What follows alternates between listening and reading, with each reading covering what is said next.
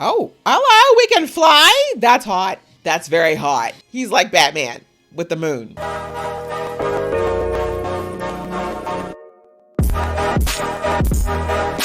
Hey guys, it's your girl Aisha, aka Geek XX Chic, and we are back with another reaction to Moon Knight. We're on the season finale already. Came so quickly, and yet I'm still ready for it. And it is called Gods and Monsters. So the last episode was huge. It was deep, it was heavy, it was emotional, but it really gave us a good insight into who Mark is, the origins of Stephen, a little bit better understanding into kind of how he fell into this whole Moon Knight situation. And it kind of gave us, I feel like, this really good window into understanding why the decisions are, why Mark made the decisions that he did, and why Stephen was the way that he was, and kind of how all the relationships that we saw that he's had outside of Mark and Stephen have come to be, namely with Layla, and why their relationship was as fractured as it was. We need to get Mark back. We need to get him back into his body. We need to get him back into the Moon Knight and release Khonshu so that we can stop this mayhem from happening. But considering we only have one episode left, I'm really curious as to whether or not we're really going to have a happy ending here. And also there is a huge question mark still remaining as far as who's going to go back to the body, right? Stephen is now in the duat, right? We lost Stephen, as far as we know, lost. And we've got Mark, who's now in the field of reeds. Technically, things should be good to go here, but as we know, there is a third personality, the person in the sarcophagus. And thank you for those who pointed out that he was actually the person who was all beaten up, being shown in that one scene last episode. So who's going to go back into Mark's body if he is returned to his body this episode? That's a huge question. We're not going to know the answer to it until we get into this episode, so I'm very ready to jump in. But before I do, if this is your first time to my channel, thank you so much for coming. I hope you really like it here and you like what you see. And I'd really appreciate it if you go ahead and give that like button a little love. It just helps give me some algorithm love, which means the world to me. I appreciate it deeply if you can do it. And if you really like it here, join the fam, hit the subscribe button. We're on a march to 10K. We're getting closer every day. Would love it if you were there. And the same goes for all of you that come back to my channel time after time. You know the drill. All right, enough talk. I am so ready to get into this finale. Let's go right about now. Stephen Grant. Whoever else might be in there. Oh? You're still in there, ma'am? This would be a great time for you to be a dead shot, but unfortunately, just killing Harrow wouldn't be enough in this case.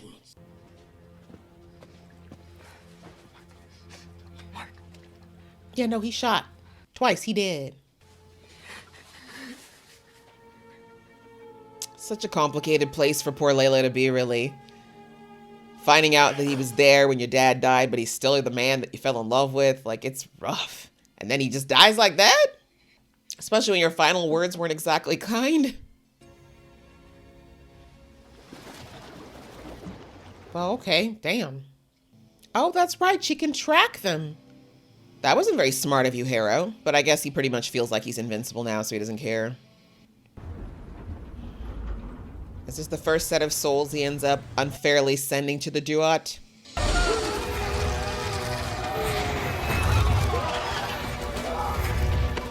Oh, so this is fair judgment now? Is that it, Harrow? You just killed people for doing their job? Okay. Sure. A knife, ma'am? No, you need something long range. Layla, wait. I am the goddess, Taweret. Layla, go back! Girl, no, listen! He's dead, and I'm talking to you through dead people right now. Right? If he can return to life. What do you mean, return to life? That's pretty straightforward. And you can be my avatar. Mark says wonderful things about you. No. I'll fight him on my own. It's time to go! Good luck with that. He just literally eviscerated how many men in one tap of his staff? Come on, Layla, you're smarter than this. But she does need a ride back to wherever that temple was. It was in the city, I think. That's really cool, though. I had no idea that hippo chick could, like, talk through dead people like that. It's creepy, but also kind of cool. It's like an infinite number of people you could speak through. Could also really mess up Harrow's people, though. It's like, keep sending people to hell and see what happens. Your gods felt it too. But what does it mean? Someone is trying to release Amit. Exactly. Oh, who told you about that? Was it was it Khonshu? Yeah, tried to tell you. Doesn't need to happen. You're too late. I don't feel sorry for any of you. Do you remember what he looks like? She's like, why are there so many damn... Just break them all. I'd just break them all, I would.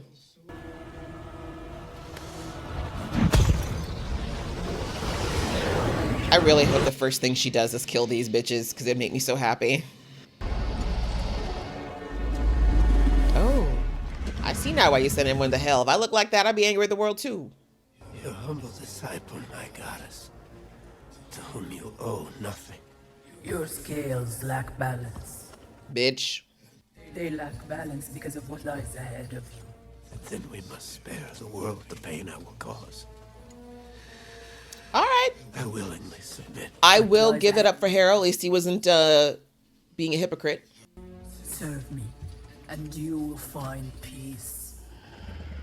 So that's what you're after deep down, hey, Harold? It's not going to come from her.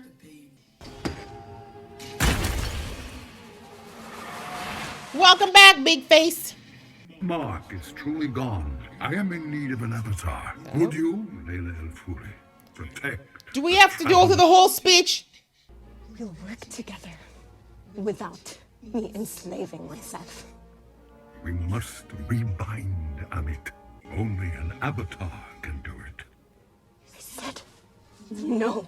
Okay, I'm proud of Layla for standing her ground, but again, she wasn't in a life or death situation. Meanwhile, Mark's chilling in the field of reeds at peace for once in his life. This saddens me because in one way, he really deserves this. He deserves this peace. But is it his time? Quiet. Yeah. First time ever. Always wanted but never had. Please, enjoy your peace. Can't. He can't do it. He's not ready. Even though he really desperately needs it. You don't need him anymore, Mark.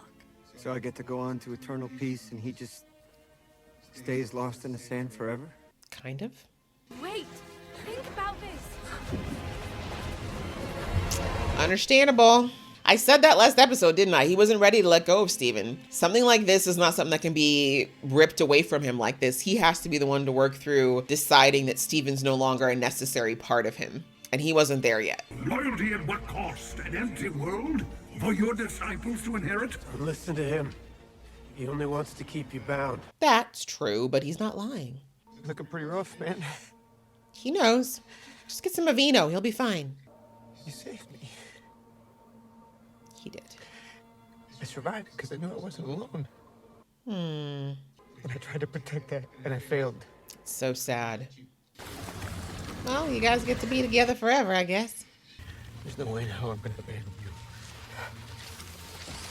So this is what's going to end up making them balance again, both of them. You're the only real superpower I ever had. Beautiful sentiment. I think it's also a very interesting way to look at something like this, right? One would think that the DID was a curse in many ways, but looking at it as a sort of gift, especially considering why these things happen, very interesting. Oh, look at that! You're both balanced.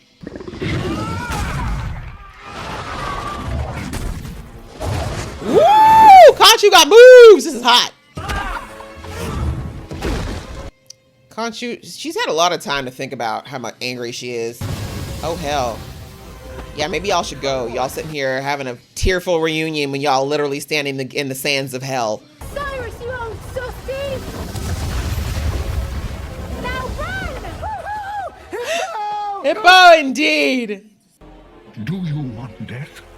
Or do you want life? Hey. He said, not today. I'm back, bitch. Which suit comes back? Let's see. I thought Mark pushed Steven through. Was I wrong? But he's stronger as both. Mark Spector, I need your help. Just curious about some. Oh, Stephen Grant, I was not speaking to you. Yeah, all right, but we do come as like a package deal. they do. You would negotiate now? With so much at stake? May as well. Last Well, time we you did did it, that. I was on the brink of death. You forget, little world. I am still the Lord of the Night Sky. Okay, wow. I think you can take this one, Mark. Hurry up, idiots! Ah, they're both idiots now. No. From here, we need to imprison Ahmed Speak faster. in a mortal form. Faster. How do we do it? We need more avatars. I knew that wall was gonna come in handy. You have to be the hippo's avatar. She offered. Be the hippo avatar. You know what you gotta do, Layla. You know what you gotta do. Why are you so loud? You changed your mind. I would be delighted to accept you as my avatar. Yay! That's hilarious. Oh, your father is going to be over the moon when he hears. Oh. Oh, hello, we can fly? That's hot. That's very hot. He's like Batman with the moon. Moon Batman. Here he comes to save the day. That is a very cool shot. Yeah, Egyptians, you might want to leave. It's now to get real ugly up in here. Judge everyone.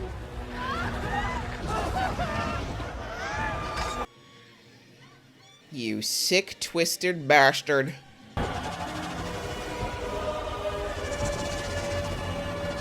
Wow, I don't envy Mark this battle. She be getting stronger by the second. Okay, Layla. I can get down with this costume. It's sexy without being condescending or sexist. Okay, yeah. All right, Hippo. I see you, girl. With the moon in the background, yes! You did not just try to bite me, you weirdo. Take that, gator face. Ooh, this is the worst hang gliding experience ever. I only punish those who have chosen evil. So do I. Only I don't give them the satisfaction of committing it. Be at my side. No, thank you. You're hideous. Take that, bitch. She's like, get away from my man. The nerve of you. Oh, Layla. he's in love with you all over again, girl. Nope. Nope. That was hot. Wonder Woman who? Wonder Woman who? Wow, you look amazing. What are you wearing? This is so weird. Because it is my choice. The very thing you take away. Oh, that's deep and so true. I think we just let Layla handle this because she's kind of killing it. I like it. Steve's brains with Mark's fighting ability. I always thought it was the absolute best combo. Oh, still here. Conchu, I'm gonna need you to step it up, bro. Y'all, come on. This man's got glass in his shoes. You should be able to beat him. Oh, that was hot. That was very hot. Woo! Very Blade-esque with the fix in the suit. Can you break that staff already? Please? Look at this, guys. The one thing that Mark never did before was actually ask for help. And now he's got a whole team. Not the innocents. Not the civils. Yes, actually. I love that call out. Thank you, Marvel. Representation matters. Come on! Oh, okay. Layla's like, bring it on. I got my adrenaline going now. Okay. Young Randall's life would have been saved. Your family would have been happy. You need... That's where you're going. You don't know shit about my family, you jerk. Once and for all, Mark, you gotta deal with this. You gotta let it go. Wait, where's the third guy? This might be a good time for the third guy to get out.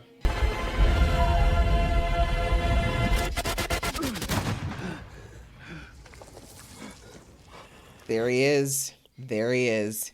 That wasn't you, was it, Steven? No. Why do we never get to see this guy? I'm so curious. This guy is lethal, whoever he is. Oh my God. What the hell was that? I don't know. We don't know. Grab my hands, we can start the spell. Well, he'll never be more in touch with his feminine side when that happens. Do you see what's going on yet? Alligator face? We're gonna make this our paradise. It's too late, Annette. Yeah. You will be destroyed. This is not the way to get a man, Emmett. I don't know who told you. This is not the way to date. You know, world domination and threats. It's not attractive. Bye. Bye-bye now. You and your ugly snake face. Bye-bye now. You get to be in that face forever. Hope you like having cut up feet. All the way in there. That's right. Tail and scales. You can never contain me. Oh, but we just did. Finish it. Leave neither of them alive. I don't think he's gonna. Mark, What? you have a choice. We cannot take the chance that Amit finds a way out. She will kill again. Now you sound just like her. Yeah, unfortunately. As twisted as it is, maybe Amit will change. You want them dead? She's never been in a human body before. Do it yourself. Facts. Now release us. Fine. I feel like you should still be the Moon Knight, though. You should do what Layla did, like actually be Moon Knight on your terms. For how long? How long is a piece of string? Not the bloody shoes. We'd rather go save the world. Laters, gators. Woo! And we're back. So is that him rejecting the safe place of the mental institution that he's created in his mind? That's my question.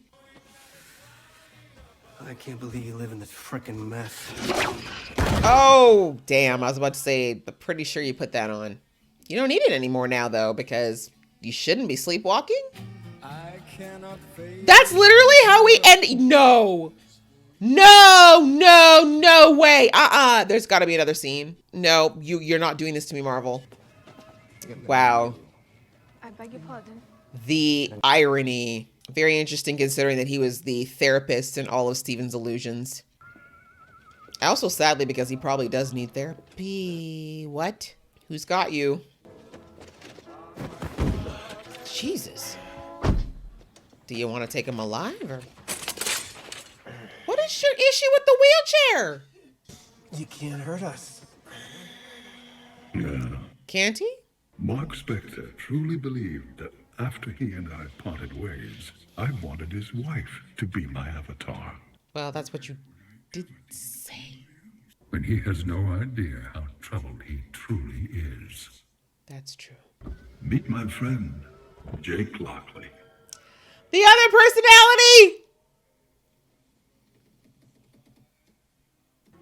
Hoy te toca perder. Oh my God! Wait. Oh my God! Not assassinated right in front of the institution. Spectre, are you kidding me? Can't you devilish devil you! Okay, no, that was a badass way to introduce the third personality. And it makes complete sense because how else, right? How else is Khonshu going to keep something like this going on in the long term? He needs somebody who's basically as bloodlusty as he is. Oh my God. Okay. Wow. I'm processing. So this is our finale, season finale of Moon Knight. And I think this was a good conclusion considering we only had 6 episodes. And this is very much an origin story type of series. I didn't expect there to be anything too crazy because like I said, with 1 episode left, there was no time. We had no time at all to get into anything that would be too deep or belabored because again, we only have so many minutes in the episode. But I think that for what we got, we wrapped up the storyline that was introduced from the very beginning of this season, which is basically Mark and Steven having to reconcile each other and each other's existence. From episode 1, we saw that there was this huge disconnect between Steven and Mark. In fact, that Mark made it a point to keep Steven completely separate from all the things that he was doing as Mark. He wanted him to be a separate identity that got to basically be his refuge when it came down to dealing with all of the hard things in life, with all the injustices and pain and all the other terrible things he dealt with. And of course, as we learned in the last episode, that divider that Mark had put up basically shattered with the death of his mother. So this whole series, like while yes, it was somewhat about learning about the Moon Knight and learning more about this character and this superhero, it really was in the back seat of Mark and Steven reconciling their relationship and basically learning to accept one another. And at a deeper level, right, we all know this is still one person in one mind. It really came down to Mark having to learn to reconcile these two sides of himself, right? And when we saw in the last episode where like the evolution of the evolution of Stephen came from, understanding all the pain and guilt and just the emotional trauma that he's carrying around with him all the time, Mark really needed to come to terms with that triggering event, which was the death of his brother. And then of course the compounding events, which was the abuse and the overall withdrawal of his mother from his life, like emotionally, basically. I mean, obviously physically she was there, but he had to reconcile all of that and reconcile what it did to him, how it made him feel, the pain that caused, and the fact that Stephen was all the things about Mark that he kind of thought were not, I guess, that were able to he kind of shoved all the things he thought were good and savable and redeemable into Stephen, and then kind of walked around this ball of self-loathing and hatred as Mark. And that's just, neither of those was healthy, right? Stephen is not a perfect person. Neither is Mark. They are two sides. Well, we now know three, but you know what I'm saying. They're two sides of the same coin. And there needed to be an acceptance primarily by Mark that he could be Stephen and Mark, right? He could be the guy who, yes, has done some questionable and terrible things, but he can also be the smart, funny, selfless, kind person as well, right? And that's all of us, right? We are all capable of doing really bad things, and we're also capable of doing really good things. It doesn't mean that that's all of who we are. Every day, we're just making day-to-day decisions around whether or not we're going to make the right choice or a good choice versus a bad one, so to speak. And so Mark needed to understand that even though some terrible things happened in his past, even though he carried around the guilt of what happened that day with his brother, that is not all he is. He's still a person capable of so much more. And that's what he channeled into Stephen. And then by extension, Stephen, as we saw in the earlier episodes, being hyper judgmental of Mark, was of course that internal judgment that Mark had for himself.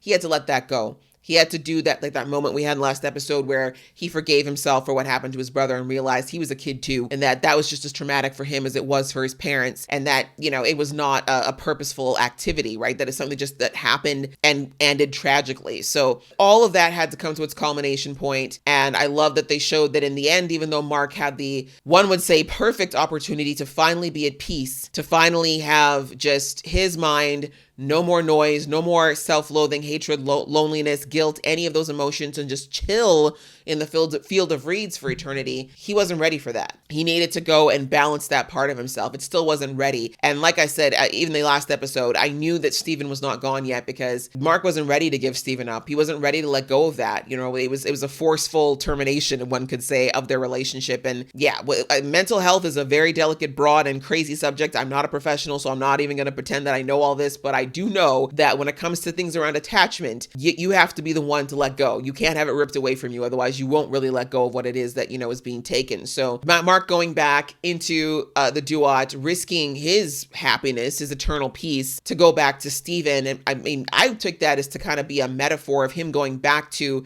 the part of himself that he really loved and cherished, and that's kept him, like he said, that speech was actually very beautiful that he gave to a frozen Stephen, that you're the one who saved me. Like, you're the reason I didn't feel alone. You're the reason I've made it this far when I was literally going through it all those years. Like, I'm not ready to just walk away from you. And one could say that, like, he should get to a point where he could let go of Stephen as a personality, but I think in his mind, Stephen going that way was him not showing the right appreciation for what Stephen was to him and how Stephen actually was the ultimate coping mechanism for him through some of his darkest times, right? So it's like I said, it's quite convoluted, and I'm not a mental health professional, so I'm not going to go too much deeper into it. But the point was, he needed to do that. He needed to, like I said, kind of come to terms with that and work through it on his own, and not just have it be a situation where Stephen is ripped away. And I still feel like, if we were to get further into this, like 20 years down the road, there might be a day when Mark doesn't need Stephen anymore, or where the two actually amalgamate into a real whole person. But that has to be on Mark's time. It can't be because of a forcible situation. And so I do like that happened, and we saw as a result they were able to go back to their bodies. And of course we saw then that ensued the whole battle. I don't have a lot to say about the battle, actually, just because I feel like it was pretty textbook. I do feel like it was definitely the smaller part of the episode, actually, because like the fact that we hadn't seen or heard anything from Amit until this episode, I knew we were not going to get a lot on her, right? She really was not the focal point at all of this series. So I wasn't surprised that we only got her for a few moments. She seems very arrogant, not surprised, kind of. She does sound a lot like Khonshu though. And I'm glad that it was brought out at the end by Layla and by Mark that they, Amit and Khonshu are kind of two sides of the same coin. The one difference, as Khonshu brought out in the battle, is that he gives people a choice first. Like he isn't just jumping down their throats from birth to say they're going to be bad people, but still his decision that they are supposed to die is, again, what people would say, still argue is not necessarily the right way, right? Like even people who've done a lot of bad things, even up till now, it doesn't mean that they don't have the capacity to change. There are people who've done horrible things in life who turn their lives around literally like towards the very end of their lives. And some would argue that that's enough, right? Some might not, but this is where we get into the very murky territory of, what's guilty and innocent, what's right or wrong. But you get my point. Both Khonshu and Amit, they are very, very similar in their absolutionist belief system around the way humans should be dealt with when it comes to their actions. But what I think was interesting is we finally kind of got a little bit of that final piece to Harrow. When she says to Harrow, your scales are not balanced. And I'm like, yeah, I had a feeling there's no way that Harrow could be worthy considering all that he's done to get to this point. But interesting that Ahmed said that my last servant was perfectly balanced scale, and he basically turned on her and allowed her to get, to be contained in the first place. So I think in her mind, she's like, I think I need to go with some of y'all balanced folks in the future because y'all are actually on the same level as me. But what Ahmed didn't even get from that was that, dude, the fact that you think you might need people with mismatched scales going forward should tell you that your whole philosophy around balance is broken, because that means you must be broken if your avatar needs to be broken. You know what I'm saying? Like, she didn't even get that because she's far too narcissistic for that. But anyway, I like that we finally got that little kind of pin in the end of the whole Harrow storyline as far as what motivated him to do all of this. He was still carrying around a lot of guilt and pain from what Khonshu had him doing beforehand. And this was kind of his way, he thought, to kind of absolute, or what's the word I'm looking for? Get absolution for what he did. And even when Amit was like, you're not balanced, I mean, I believe him when he was like, okay, well then, I'll accept my punishment, take me out. We finally kind of got his motivation and his whole point, I guess, of going through all that he did to this point. And then of course we had the final battle with him and Mark. And in the end, I feel like the battle between them to me almost felt a little bit hollow in the sense of it really wasn't between Harrow and Mark. You know what I'm saying? It very much was, both Mark and Harrow had a similar storyline in that they were fighting themselves, if that makes sense. Their battle was completely internal. And so it's interesting that they ended up having their battle in the end. I mean, obviously it was because, of their gods fighting, but that's why I wasn't really all that moved by that battle. I knew that Harrow wasn't going to win it, but it just was interesting that he kept kind of pushing for that battle all the way to the end. Like if I was Harrow, I would stop and wonder how Steven even came back. Like, what happened? What went down with this guy who you think is so broken and so wrong? How did he manage to die and come back and do that without Khonshu's help? Like, I don't know. I just feel like he should have been thinking that through. But anyway, that kind of dovetails a bit into Layla, because part of that fight, of course, was Layla, the badass, the new Egyptian superhero. Love the shout out. Thank you very much, Disney.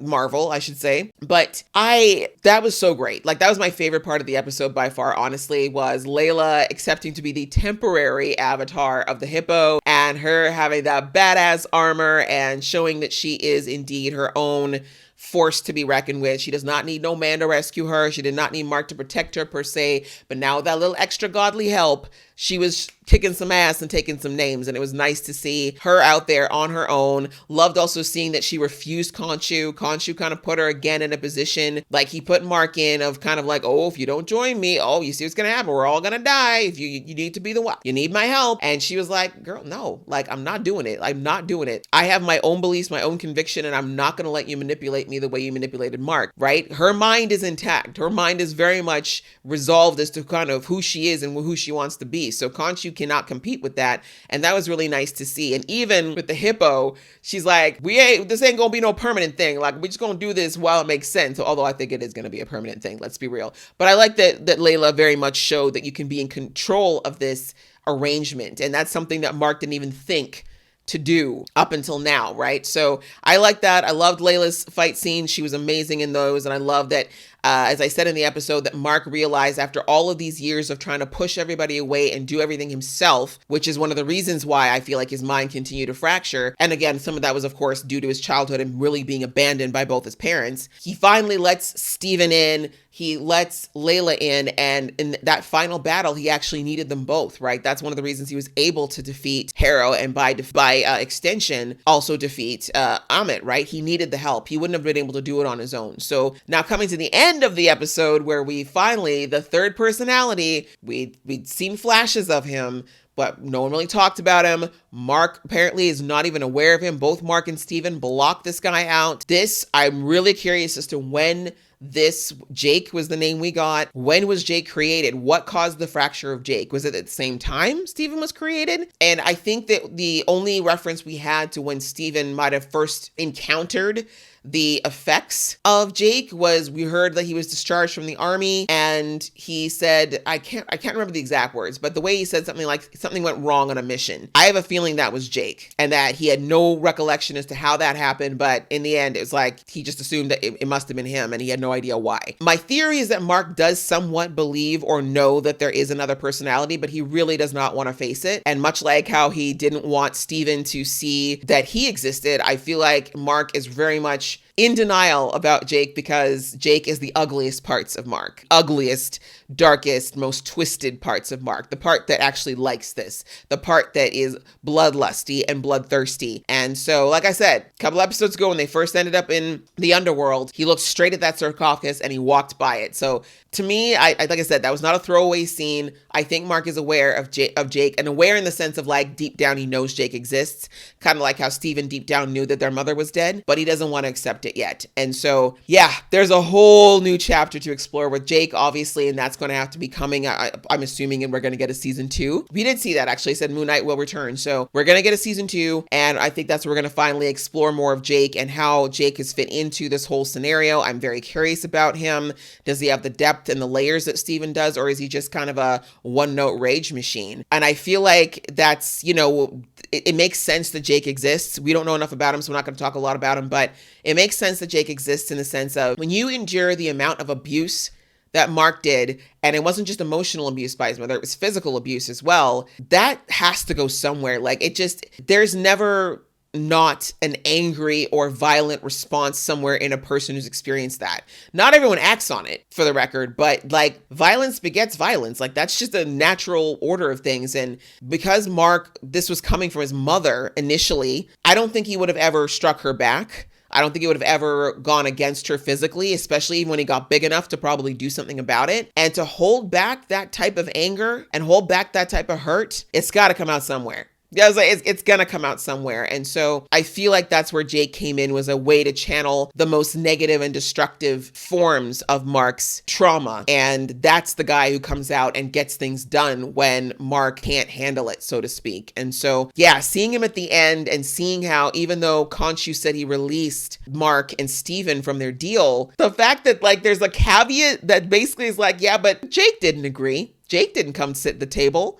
I made a deal with all y'all. So even though I might have released you two from the Moon Knight situation, I haven't released Jake because Jake didn't come to the table and Jake didn't make an offer and Jake didn't want to leave because Jake likes this stuff. I think that's just so cool. The way they did that at the end actually to me is brilliant, but it's kind of crazy. It definitely introduced a very interesting element going into season 2. And I'm wondering how long it's going to take for Mark to realize that Khonshu's ness is not gone, right? Not in full. Like even the way that Jake handled taking Harrow out, right? The rough way he threw him in the wheelchair, the way he kicked the wheelchair away with anger, and even his final words to Harrow, so cold, so detached, so villainous almost. And the fact that the way that Khonshu was sitting in the taxi, the most calm and happy he ever was, because he's got this version of Mark. It just said so much in that scene. It was short, but it said so much about Khonshu, but also about this aspect of Mark. I want to see Jake in action, I guess is my point. The show very purposefully withheld all of Jake's scenes, all of his act, and I have to think that that's for a reason. So I'm very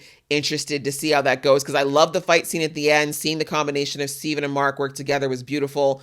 But I'm very curious to see what kind of fighting style we're going to see out of Jake. I think it's going to be a whole new world, and I'm very much looking forward to it. So yeah, I feel like I could keep going around all the mental aspects of this, but I talked a lot in the last episode about all of that. This was a great season. I think it was a fantastic series. Again, I like that Marvel is experimenting with so many different types of storytelling with these TV shows that they haven't done in the movies before. And, you know, this one was very cerebral, very deep, much like WandaVision, in dealing with real life topics with these superheroes and really humanizing them more for us, and not just making them these people in capes who can just brush off their lives like it's nothing. They're really delving into some deep topics here. And as I said in the last episode, I'm very thankful that they didn't brush off the topic of DID and mental health and how layered this whole thing is. Of course, they didn't go as deep as they could have, but it was enough to me to show that they show real respect for what they're dealing with in the subject matter here. So this was great. I enjoyed this series very, very much. If I missed things, my apologies. Please let me know in the comments below if there's anything that I missed.